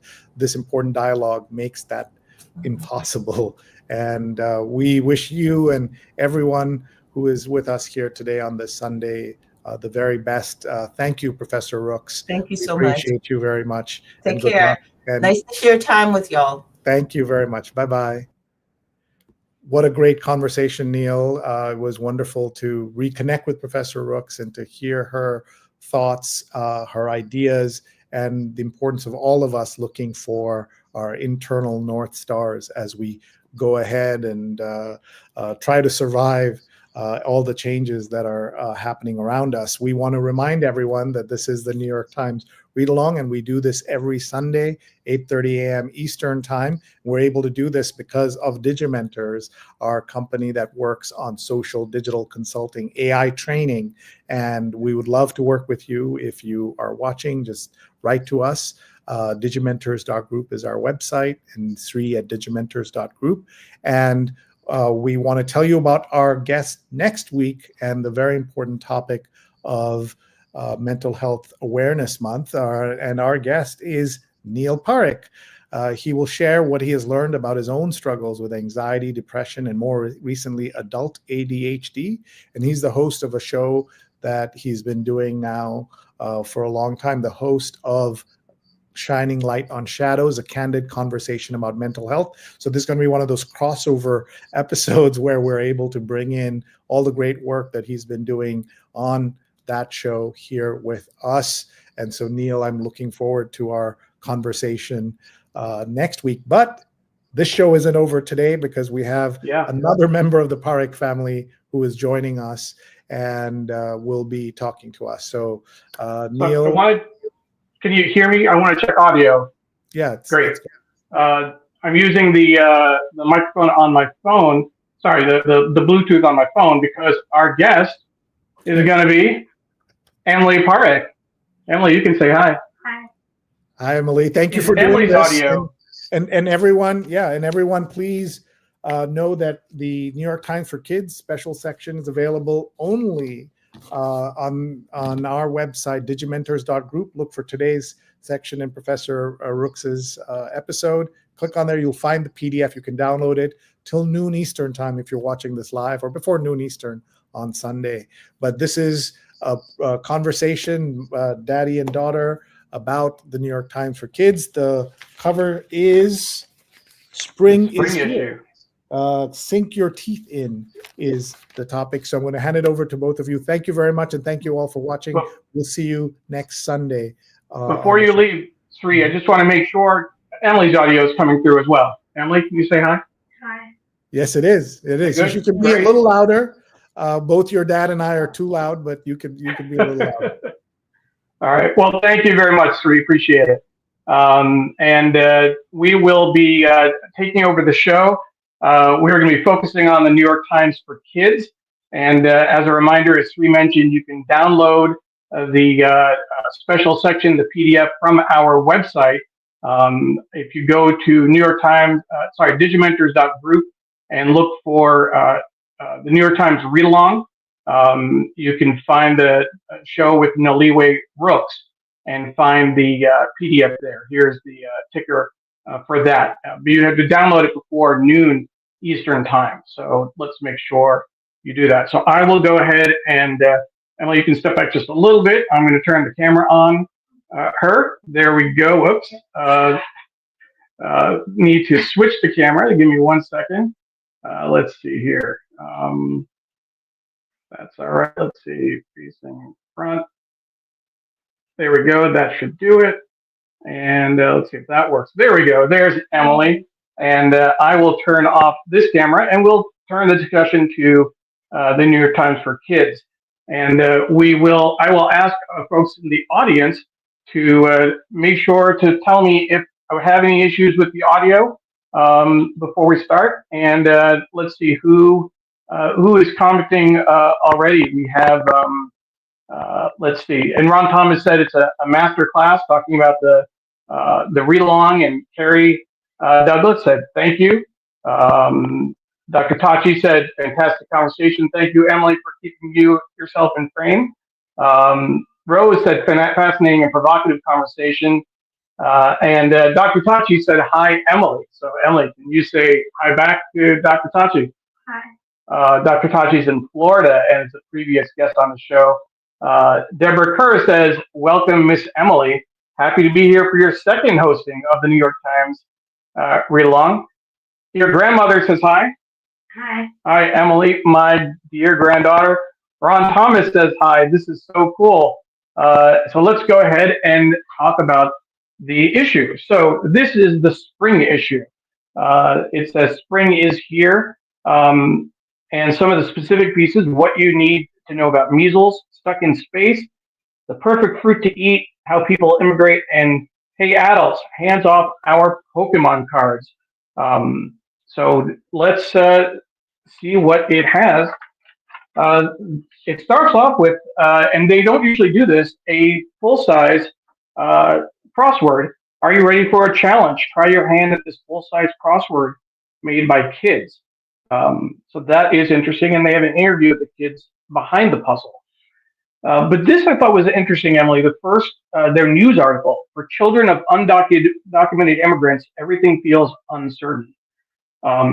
What do you have any familiarity with immigration, undocumented immigrants? Has that come up in school at all? No. How many kids, not so much undocumented, but in your class, how many kids do you think are from immigrant families? They're people with diverse backgrounds, for example. I mean, like, I don't know. But think about your friends, right? Like Izzy. Yeah. Izzy, her parents, her mom is Filipina, Yeah. right? Jocelyn's mom is what background? Korean. There are other people who are Asian, Latino, I think, as well, right? It's a pretty good mix, I think, in school. What about measles? 4 things to know about measles. Oh. What do you think of that? Ew. Ew? What does it even do? Well, measles is a disease that we thought we had gotten rid of. It used to be very common, but there have been vaccines, and people have been taking vaccines for years. But lately, people are starting to not get vaccines. Right. What's your thought on vaccines? They're good, but like, I don't like the shot, but like, they're good. But you're pro-vaccine. Yeah. And it's partly because we're pro-vaccine as a family. Well, yeah. Right? But like, I don't want to get measles and die. So. We don't want. Okay, so you heard that from Emily. She doesn't want to get measles and die. I think that's a good point. One thing, when we had COVID, we did get the COVID vaccines as soon as we could. All of us did. You got them as well. You didn't enjoy it very much, though. Well, yeah. But like, yeah. But who enjoys vaccines, right? Yeah. Let's see what else. There's an article, a tiny story here, $450. What is that story about, Emily? What the Nintendo Switch 2 was supposed to cost, but because Trump announced tariffs, then on like the things that on like the stuff from like whatever country I guess Nintendo's from. Japan? Oh yeah, that's Yeah. kind of obvious. But they need to pay money, so it's going to cost more. And what do you think? I mean, you have a Nintendo Switch. Yeah, I don't need the second one. You don't need the second one, but do you think that would hurt sales? Do you think people will buy fewer? Probably Yeah. Are tariffs helping or hurting, you think? hurting. Hurting. Economic analysis from Emily. Here's a big spread here. The complicated, confusing process of immigration. So this looks at both people entering with documents and people entering without documents. And kind of they have to get a visa, and they put this all out. I'll say, what do you think when you look at this chart, even if you don't know much about immigration, what do you pick up from this chart?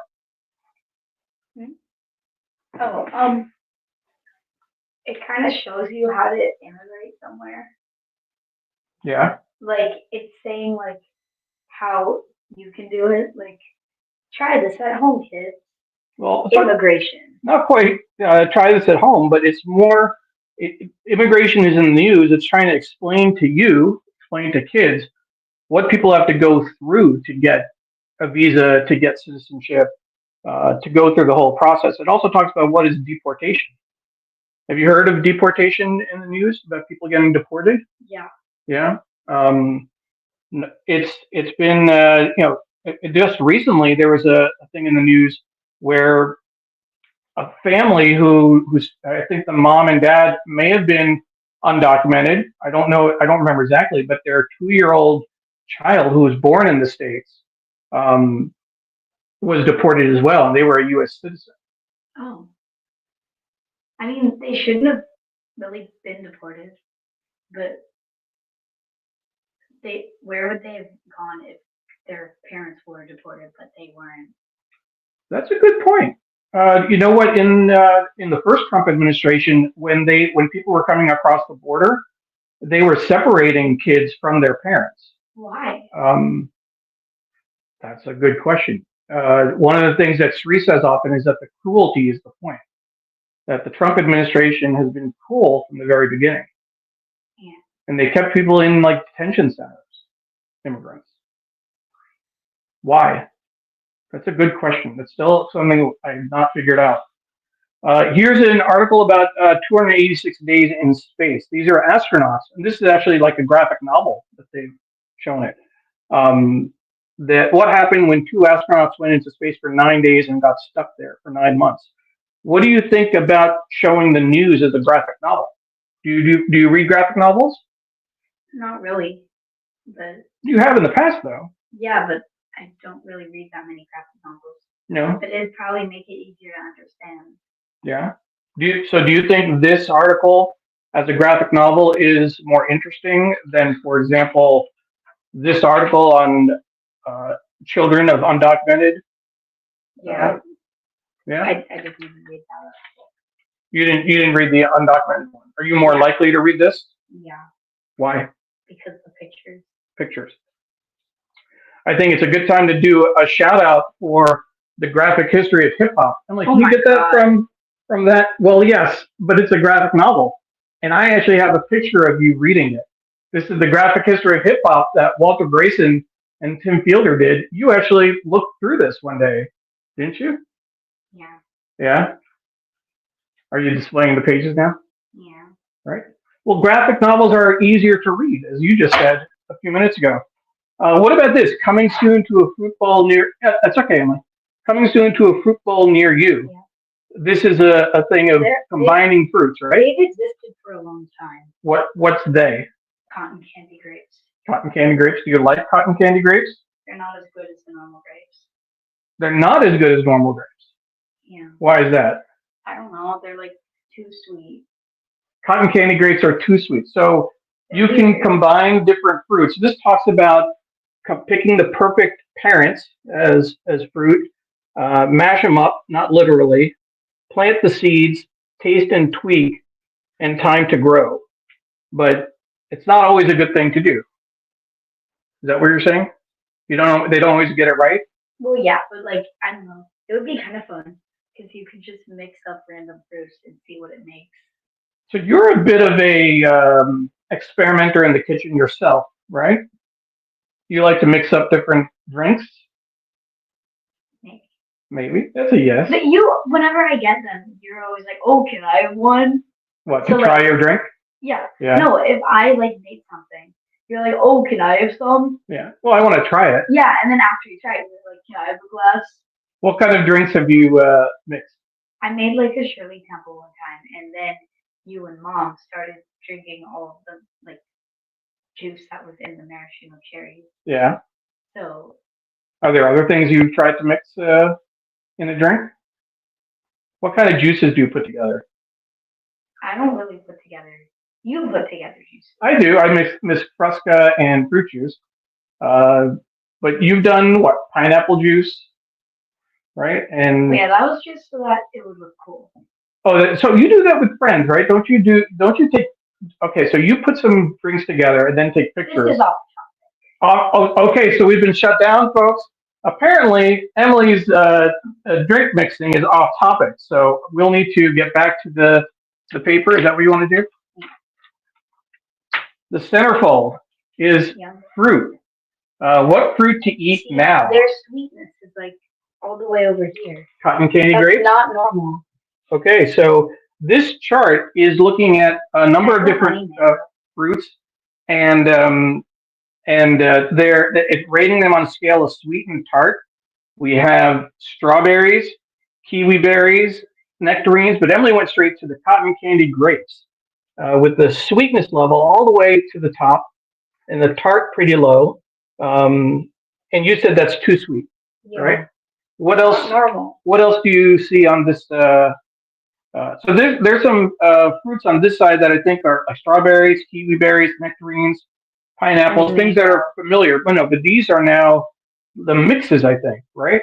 Cotton candy grapes, not pomegranates, but honey mango, honey crisp, they're normal, but tangelos. What is that? What is that? Can you read that? What does that say? Winter is citrus season, so while much of the country is shivering, California and Florida are bursting with fruit. Tangelos are part grapefruit and part tangerine. They're juicier, sweeter, and easier to peel than your average orange, with the tiniest whiff of bitterness. The name comes from pomelo, another citrus often crossed with tangerine. So tangelos, I've never heard of that before. You hadn't either, right? Mm-hmm. And honey mangoes. Honey mangoes are natural mangoes. That's a regular thing, right? What's the pro tip? Can you read the pro tip at the bottom? In India, mangoes are a symbol of friendship. Share one with a pal. Give me a mango. But you're not my pal, are you? Are you going to admit to being my pal on screen? Are you my pal? No. She's not. So she doesn't get a mango, folks. I'm gonna ask somebody else. Yeah, someone else. Ask a pal. Black cherries, pluots. Pluots are a mix. Plums and apricots. Yeah. Have you had them before? No. No. Watermelons, mission figs. But this center chart, can you explain what this is? This is when the different fruits are ripe. I think. Yeah. Because honey mangoes May to July. Ooh, almost May, yeah. Yeah, and then tangelos are December to April. Watermelons are June to September. Yeah. Figs are September to October. It's just a bunch of fruits and when they're ripe. Interesting. Dr. Tachi says one thing about cotton candy grapes is that the sweetness will be consistent. Sometimes it's hit or miss with regular green grapes. That's true. Yeah? You agree with that? Yeah. Okay. Is your earbud coming out? You can take that down. That's all right. It's just me talking, so don't worry about that. So that's an interesting comment, and we'll take that off. What's that? Pawpaw. What's a pawpaw? Can you tell me what a pawpaw is? Oh, it's a lot of people aren't familiar with them, and you won't find them in the supermarket.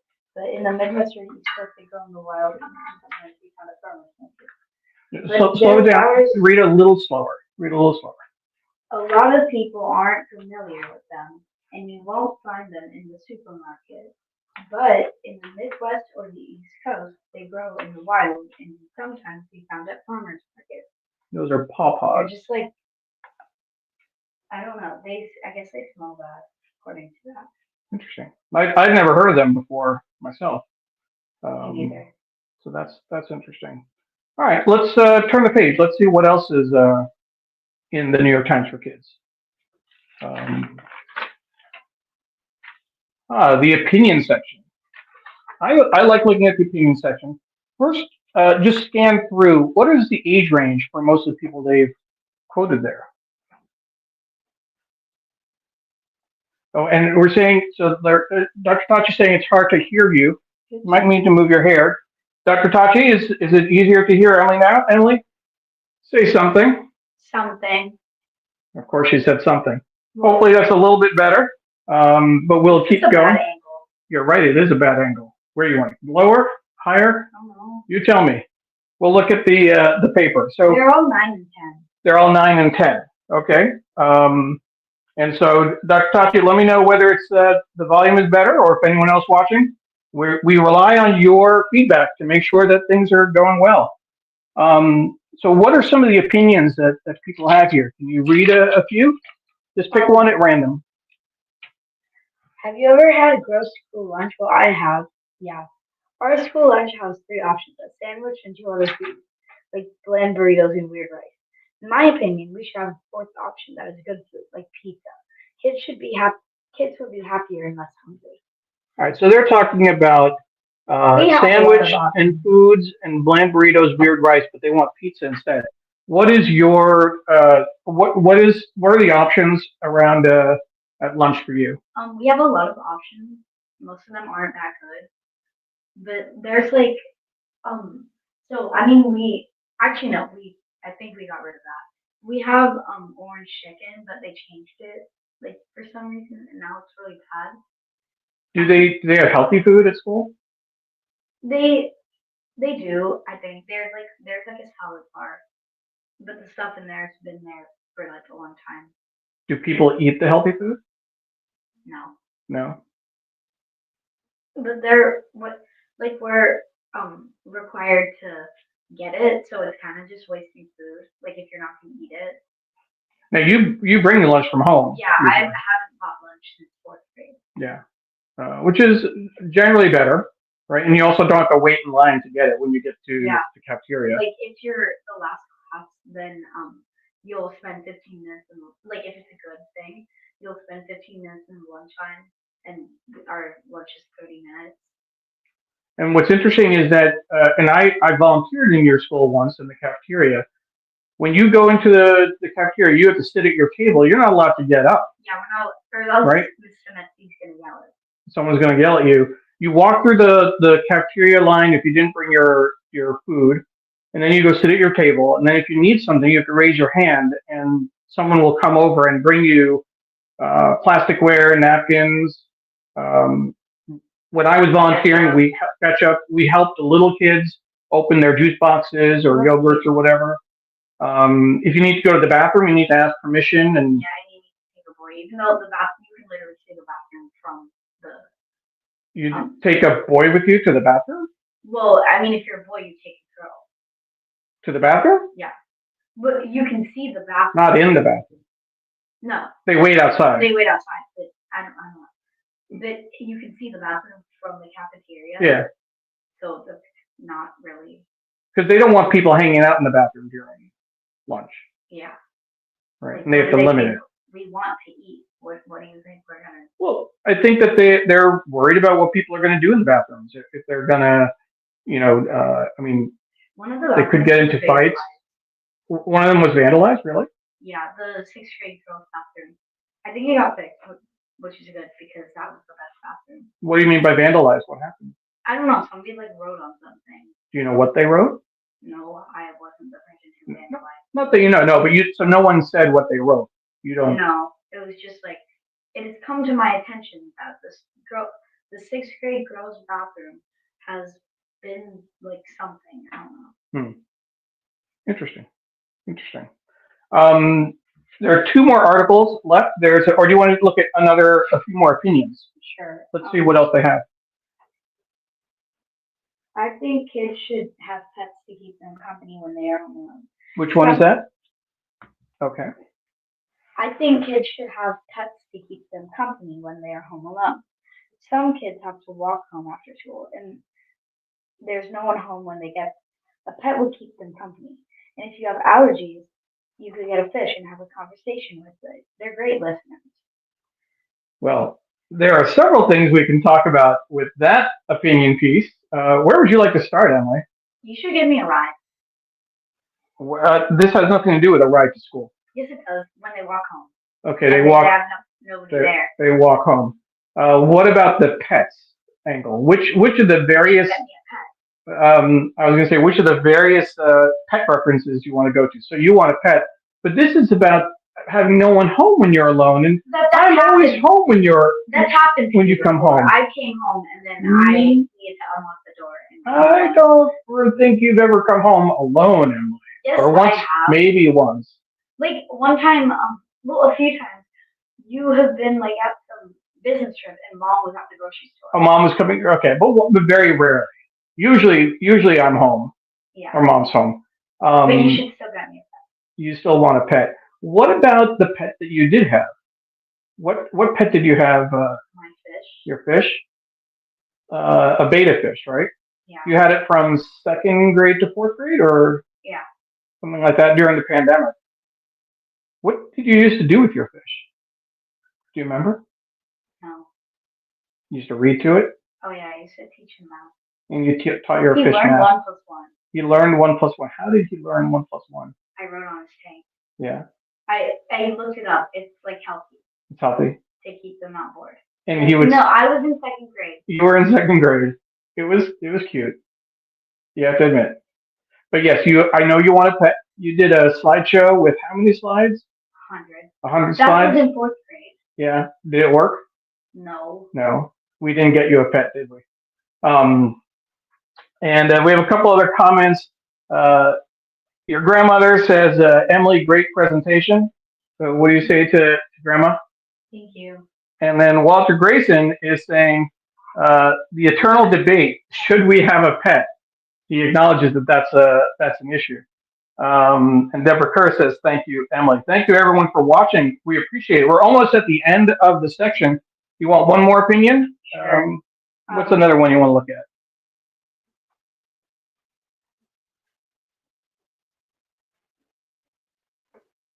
Pick one. Wait, what? Just pick one to start reading.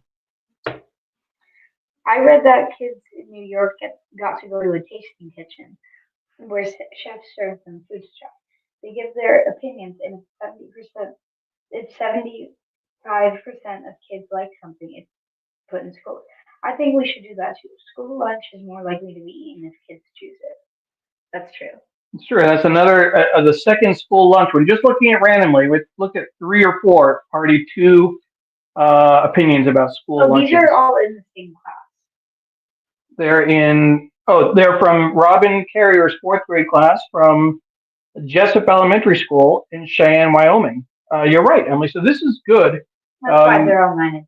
They're all 9 and 10, but one of the things that we didn't realize, they're not always from the same class. This is unusual, I think. Usually it's a big mix.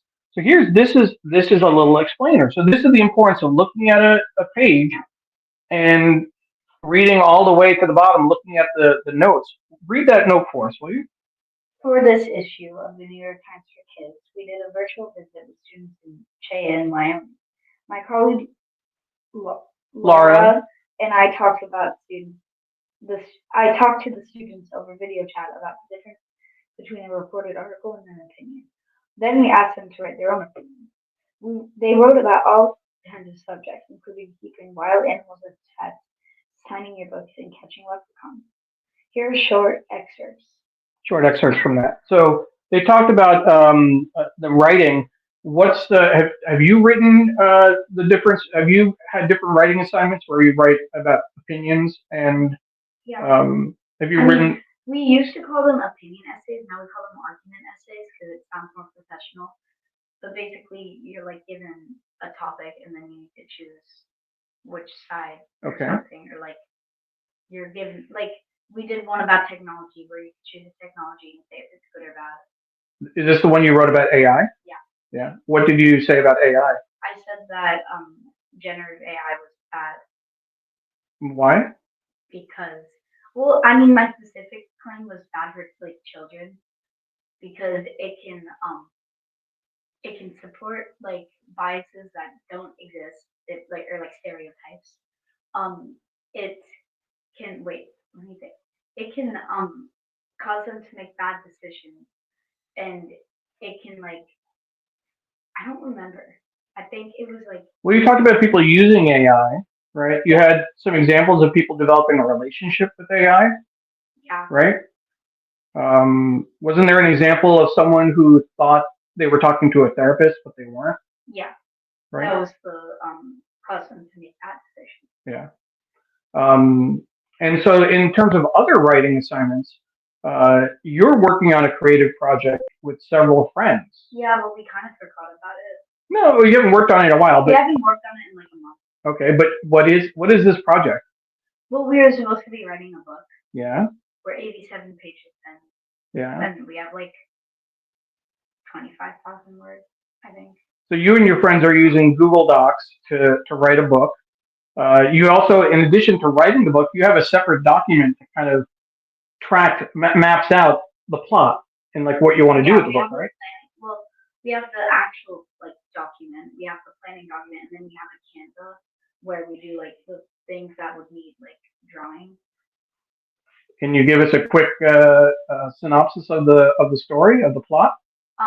So I can just say basically what the like summary Yeah. would be.